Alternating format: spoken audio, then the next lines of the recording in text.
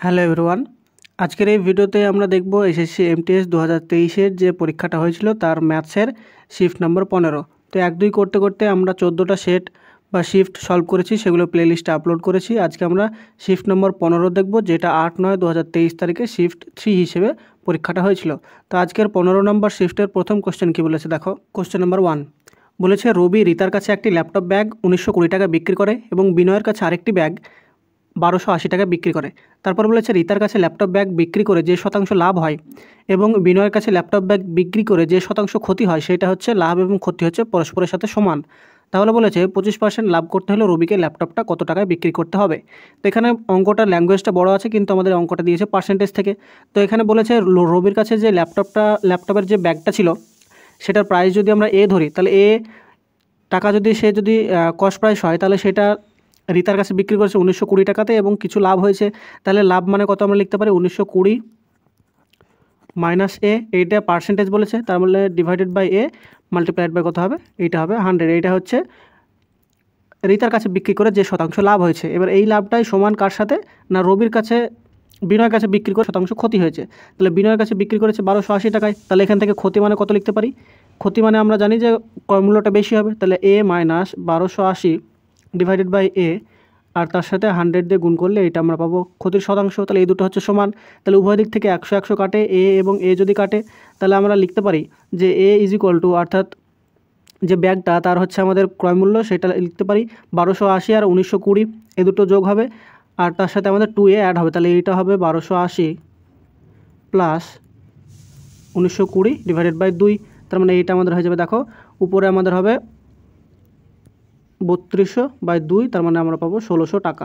এই 1600 টাকা যেটা পেলাম সেটা পেলাম আমরা ব্যাগটার কস্ট প্রাইস। এবার বলেছে এই ব্যাগটা যদি 25% লাভে বিক্রি করে, তাহলে তার কত টাকাতে সেটা বিক্রি করতে হবে। তাহলে আমাদের ব্যাগের যে প্রাইস সেটা পেয়েছি কত, এ ইজ ইকুয়াল টু 1600 টাকা পেলাম। তাহলে এখন সেলিং প্রাইস কত হবে যদি 25% লাভ হয়, আর 25% মানে আমরা জানি কত, 1/4 ভগ্নাংশ হয়। তাহলে 4 ইউনিটের মধ্যে যদি 1 ইউনিট লাভ হয়, তাহলে সেটা বিক্রি করতে হবে 5/4। তাহলে 1600 টাকার 5/4 আমাদের বার করতে হবে। 1600কে যদি 4 দিয়ে কাটি, তাহলে এখানে পাই 400।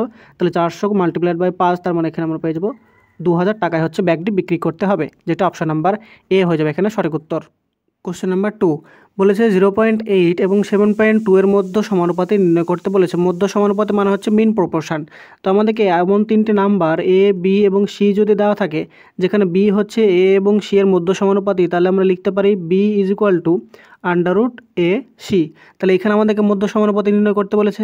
তাহলে মধ্য সমানুপাতি মানে আমরা এখানে লিখতে পারি 0.8কে আমরা পয়েন্ট যদি তুলে দিই, তাহলে এখানে 8/10 লিখতে পারি, মাল্টিপ্লাইড বাই 7.2কে আমরা 72 লিখবো, আর নিচে 10, এটা হচ্ছে দশমিক তুলেছি, তাদের গুণফলের হচ্ছে আমরা বর্গমূল বার করব। তাহলে এখানে আমরা দেখো ভেতরে 72কে আমরা কত লিখতে পারি, 8 × 9 লিখতে পারি। তাহলে 8 আর 8, দুটো 8 হচ্ছে ভেতরে, তাহলে একটা 8 বাইরে আসবে, আর 9 মানে হচ্ছে একটা 3 বাইরে আসবে, আর দুটো 10 আছে, তার মানে একটা 10 বাইরে আসবে।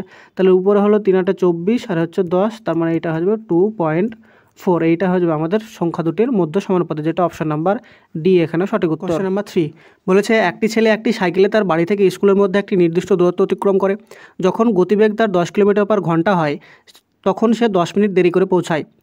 আবার বলেছে যদি গতিবেগ 15 কিলোমিটার/ঘন্টা হয়, তখন সে 5 মিনিট আগে স্কুলে পৌঁছে যায়।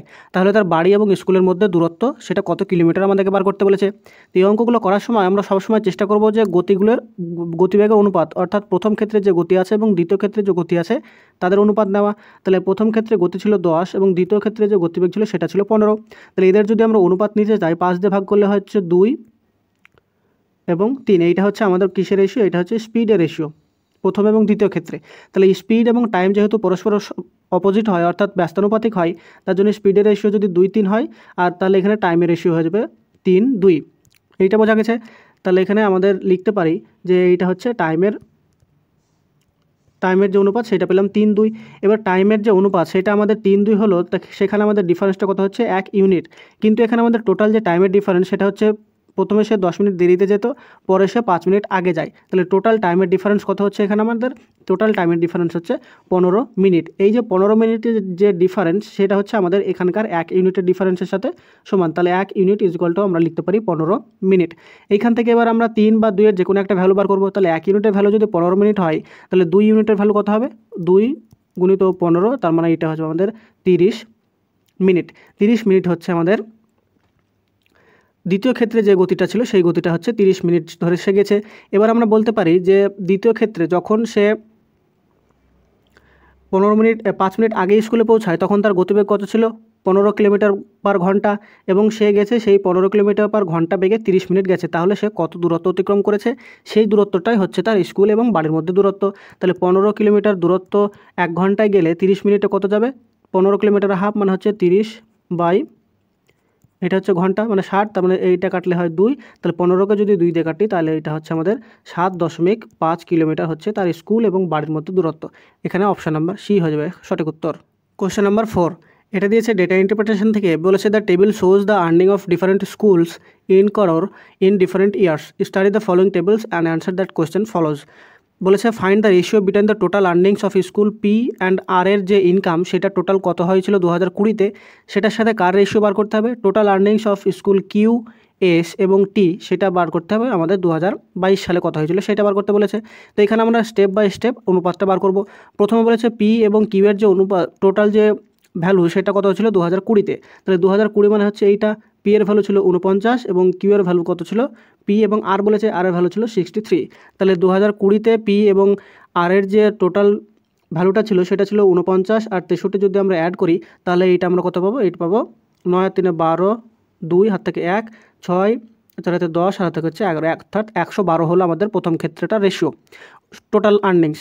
এবার বলেছে দ্বিতীয় ক্ষেত্রে আমাদেরকে কী বলেছে দেখো, দ্বিতীয় ক্ষেত্রে কার কার টোটাল ভ্যালুটা আমাদের কনসিডার করতে বলেছে? বলেছে স্কুল কিউ বলেছে, এস বলেছে এবং টি বলেছে, সেটা কোন বছরে? সেইটা বলেছে আমাদের 2022-এ। তাহলে প্রথম যে রেশিওটা পেয়েছিলাম সেটা পেয়েছিলাম 112, এখানে লিখে রাখলাম, তার সাথে অনুপাত বার করতে হবে কত, এবার দেখছি। তাহলে কিউ মানে হচ্ছে আমাদের 62, এস মানে হচ্ছে 69 আর টি মানে হচ্ছে 77। তাহলে এইটা যদি আমরা অ্যাড করি তাহলে এখানে পাবো 802, তাহলে হচ্ছে 208। অর্থাৎ আমাদেরকে এখানে অনুপাতটা বার করতে হবে 112 এবং 208-এর মধ্যে কত রেশিও হবে সেইটাই আমাদেরকে এক কথায় বার করতে দিয়েছে।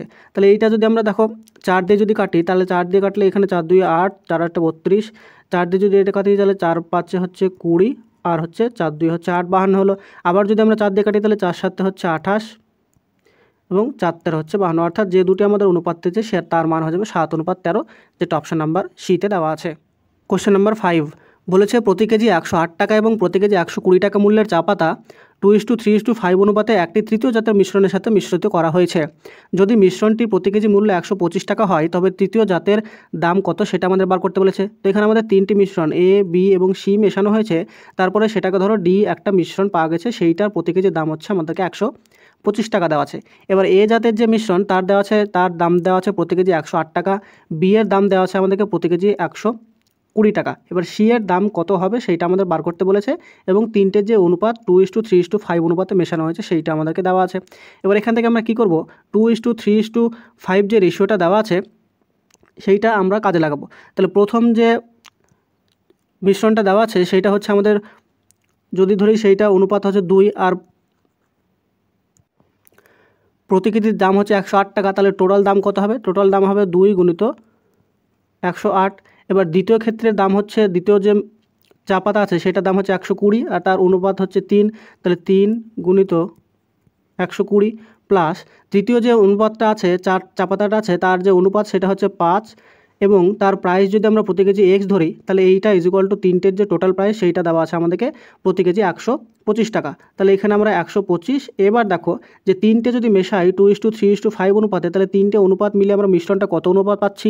3 আর 5 হচ্ছে 8 আর 2 হচ্ছে 10, তার মানে হচ্ছে 125 গুণিত 10, এটা হচ্ছে আমাদের টোটালের পরিমাণ। তাহলে এখান থেকে আমাদের এক্সের ভ্যালুটা বার করব, তাহলে প্রতি কেজি তৃতীয় যে মিশ্রণটা ছিল সেটার দাম কত আমরা পেয়ে যাব। তাহলে এখানে দেখো 5xটা যদি আমরা বাদিকে রাখি তাহলে ডান দিকে কী কী মাইনাস হবে, তাহলে এখানে দেখো 125কে 10 দিয়ে মাল্টিপ্লাই করলে এখানে আমরা কত পাবো? 1250 মাইনাস 108 আর 2 যদি মাল্টিপ্লাই করি তাহলে এখানে আমরা পাবো 216, তাহলে 216 এদিকে এসলে মাইনাস হলো। একই রকমভাবে 120কে 3 দিয়ে মাল্টিপ্লাই করলে 360টা এদিকে এসে মাইনাস হলো। তারপর এখানে দেখাও 1250 থেকে যদি এইগুলো মাইনাস করি তাহলে এখানে আমরা পাই 674 ইজিক্যাল টু 5x। তাহলে x ইজিক্যাল টু আমরা কত লিখতে পারি? 674 ডিভাইডেড বাই 5। তাহলে এটা যদি আমরা ভাগ করি 674কে 5 দিয়ে, তাহলে 5 একে যাবে কত? 5, এখানে 1 থাকে, এখানে 7, তাহলে হচ্ছে 3 5 হচ্ছে 15, 2 4, তাহলে এখানে আমরা কত পাবো, 5 5 25, 25 কাছাকাছি যাবে। তাহলে এখানে আমরা লিখতে পারি 135 টাকা হচ্ছে সেই যে তৃতীয় মিশ্রণটা ছিল তার হচ্ছে দাম। তাহলে এখানে আমাদের অপশান নাম্বার সি আমরা বলতে পারি সঠিক উত্তর। কোশ্চেন নাম্বার 6 বলেছে এ এবং বি 5 বছরের জন্য একটি অংশীদারিত্বে প্রবেশ করে, অর্থাৎ অংশীদারি ব্যবসা শুরু করে।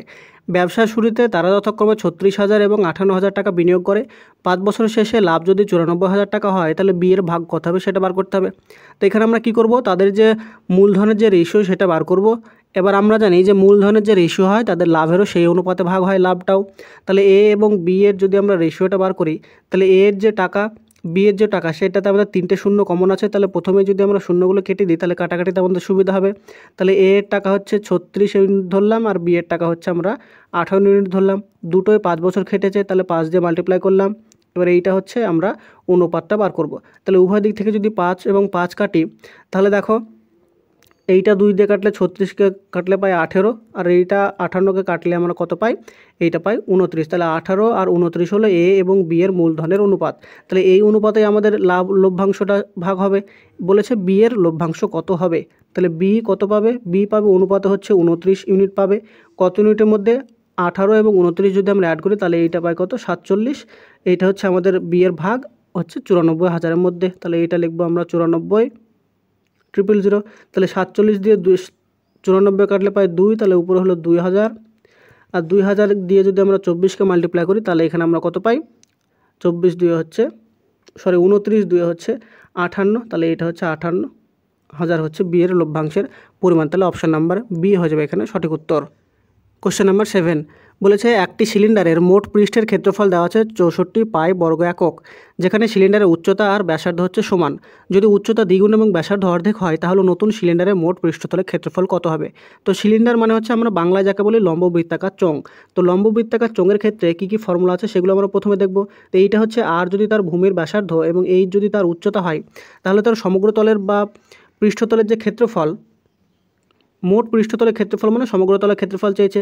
তো সমগ্র তলের ক্ষেত্রফল হয় 2 পাই আর এইচ প্লাস 2 পাই আর স্কোয়ার। এইটা হচ্ছে আমাদের সমগ্র তলের ক্ষেত্রফল।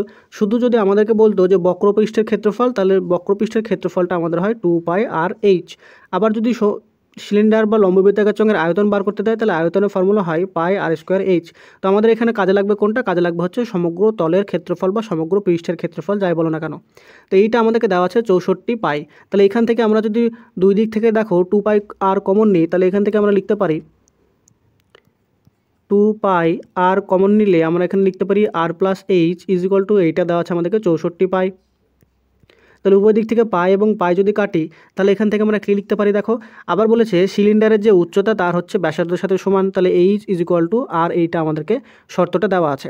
তাহলে এখান থেকে আমরা যদি আর এর ভ্যালুটা যদি বার করতে চাই তাহলে এখানে আমরা বসাবো, দেখো এখানে বসালাম আর, এই আর এর জায়গাতে যদি আমরা এই যে জায়গাতে যদি আর বসাই তাহলে ভেতরে পাবো কত, 2r ইজ ইকুয়াল টু আমরা কত পাবো 64। তাহলে এখানে পাবো দেখো আর এবং আর মাল্টিপ্লাই করলে আর এর স্কোয়ার, আর এখানে পাবো 2টা যেটা আছে সেটা দিয়ে যদি আমরা 64কে ভাগ করি তাহলে এখানে আমরা কত পাবো, আর একটা যে এক্সট্রা 2 ছিল সেইটা এখানে ছিল। তাহলে এই যে 2 দিয়ে যদি আমরা 64কে কাটি তাহলে এখানে পাই 32, আর 32 ডিভাইডেড বাই এই ভেতরে 2টা যদি করি তাহলে এখানে আমরা কত পাই, 16 পাই। তাহলে আর স্কোয়ার ইজ ইকুয়াল টু যদি 16 হয় তাহলে আর ইজ ইকুয়াল টু আমরা বর্গমূল করে লিখতে পারি 4। এইটা হলো আমাদের মোট হচ্ছে যে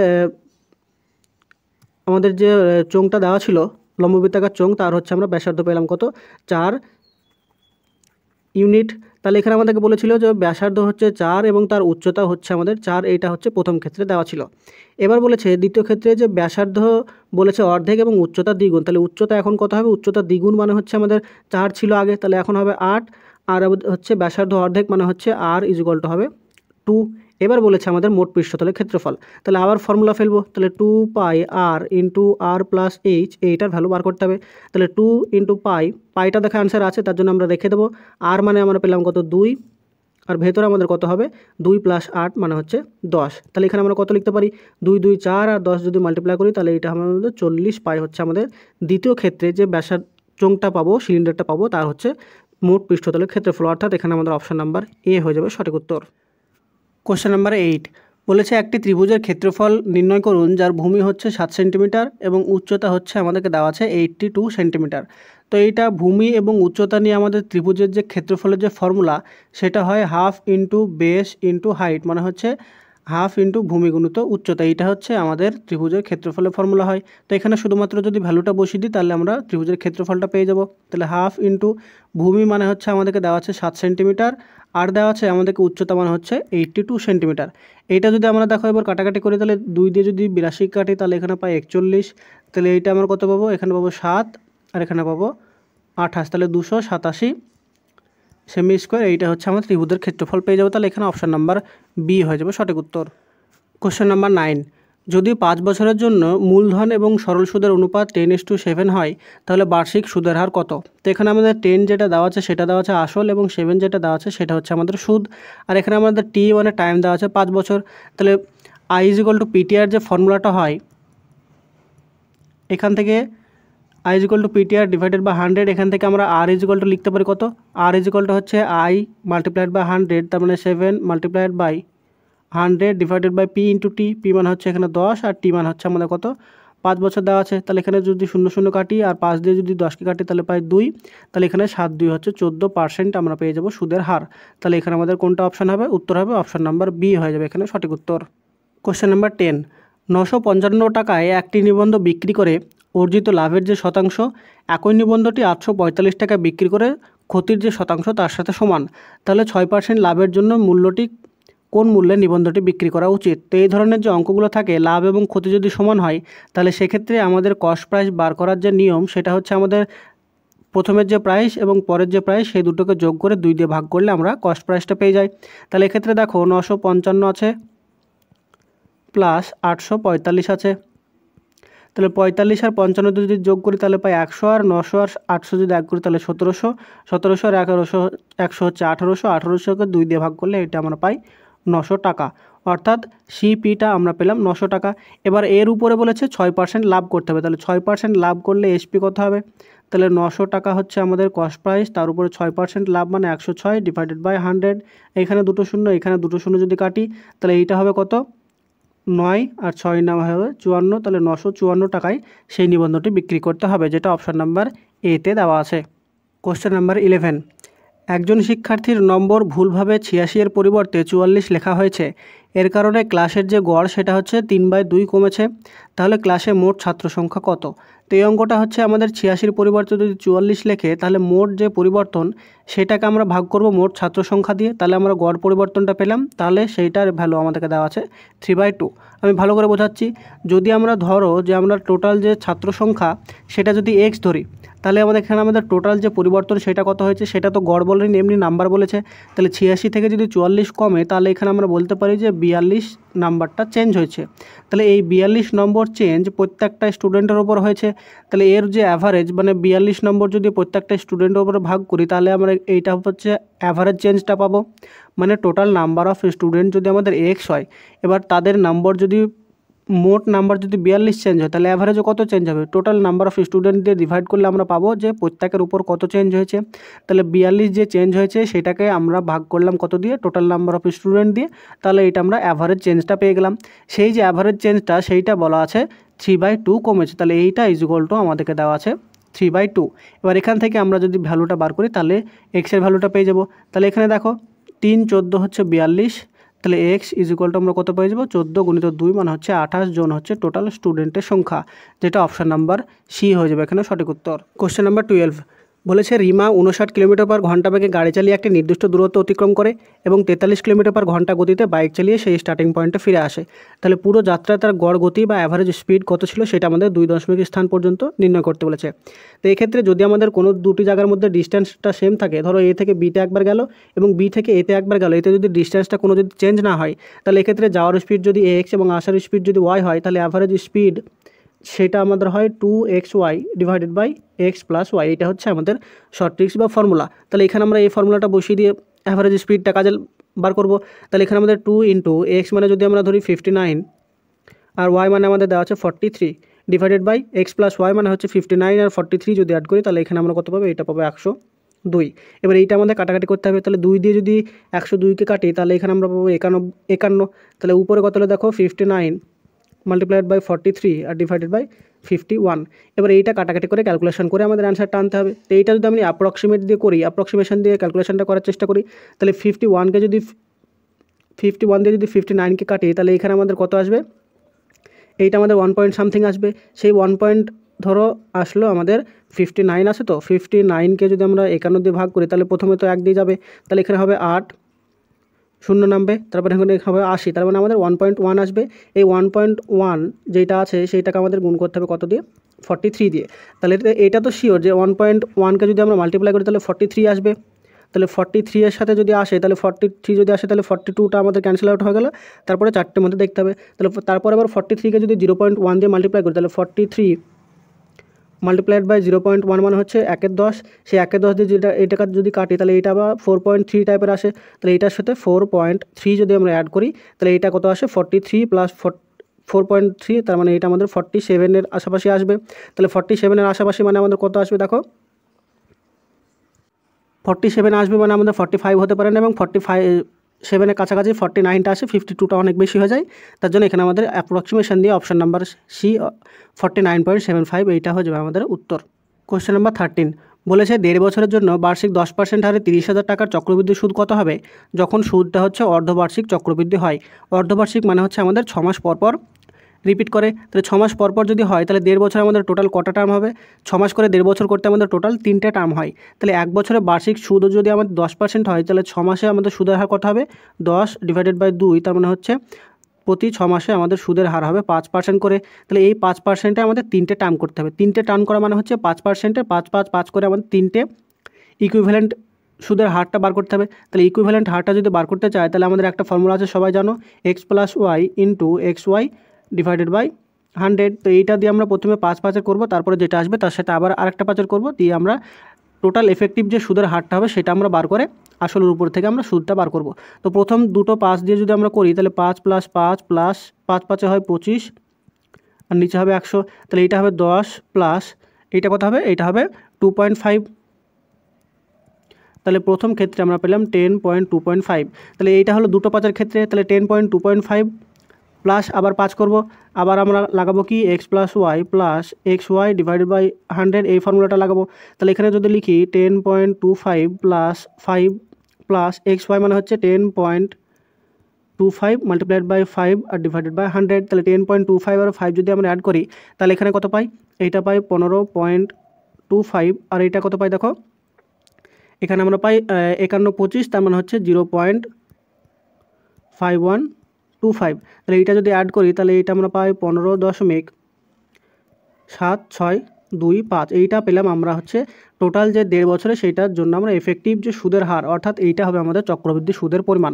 তাহলে টোটাল যে টাকাটা দেওয়া ছিল তার হচ্ছে টোটাল যে সুদের পরিমাণ পার্সেন্টেজে পেলাম সেটা পেলাম 15.7625। এতদূর বোঝা গেছে। এবার এই যে পার্সেন্টেজটা হচ্ছে সেইটার 30,000 টাকার এই পার্সেন্টেজটা আমরা চক্রবৃদ্ধি সুদ হিসেবে পাবো। তাহলে এবার আমরা কী বার করবো, এবার 30,000 টাকার উপরে এই টাকাটার এই সুদের যে পার্সেন্টেজ পেলাম তার ভ্যালু কত হবে সেটা বার করলে আমরা সুদটা পেয়ে যাব। তাহলে টোটাল যে সিআই বা চক্রবৃদ্ধি সুদ সেটা হবে 30,000 টাকা, তার উপরে এই পার্সেন্টেজটা, তার মানে হচ্ছে 15.7625। তার পার্সেন্টেজ করার জন্য 100 দিয়ে গুণ। এবার দেখো উপরে দুটো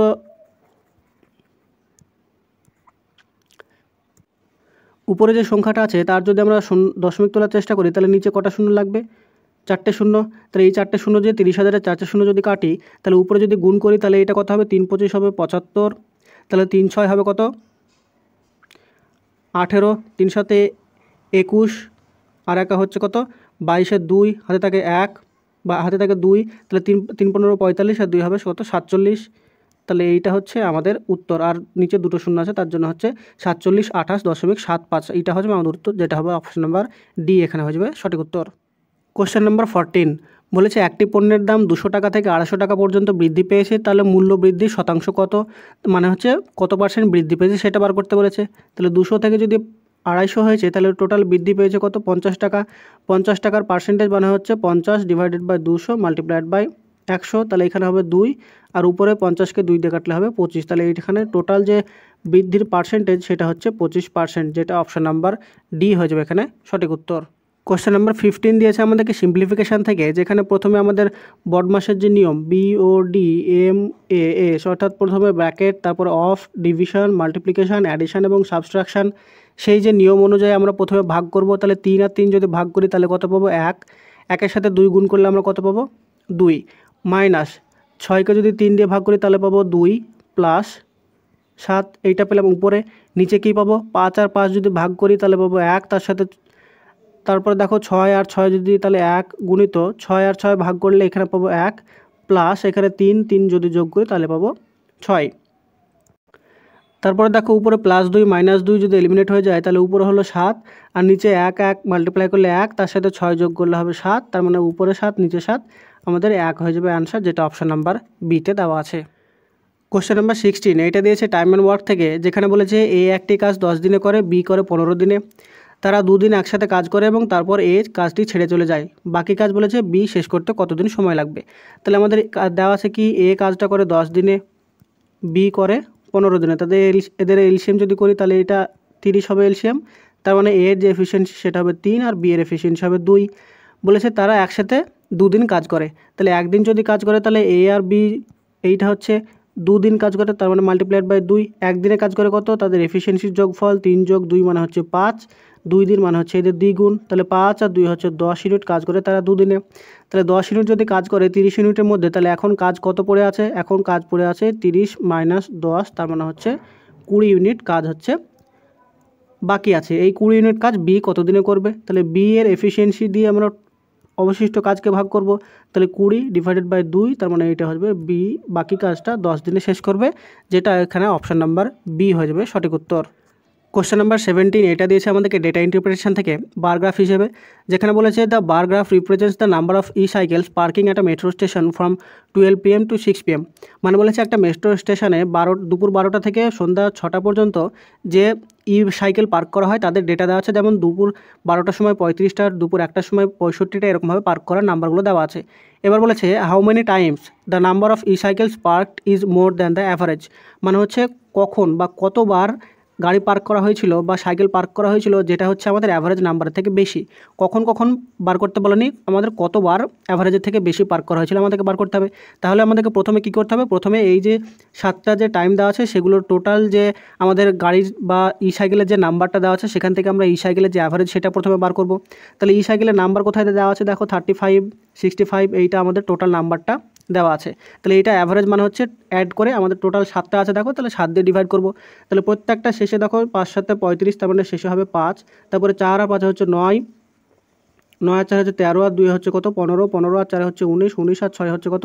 25, 25 আর 3 হচ্ছে কত? 28, 28 আর 3 হচ্ছে কত?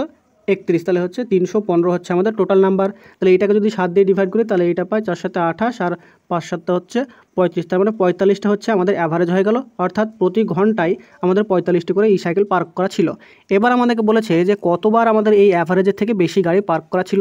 তাহলে 45 থেকে অ্যাভারেজ বলেছে মোর দেন, তাহলে আমাদের 45গুলোকে নেব না, তাহলে 35 হবে না, 45 হবে না, 25 হবে না, 45 হবে না, 55 হবে, 45 হবে না।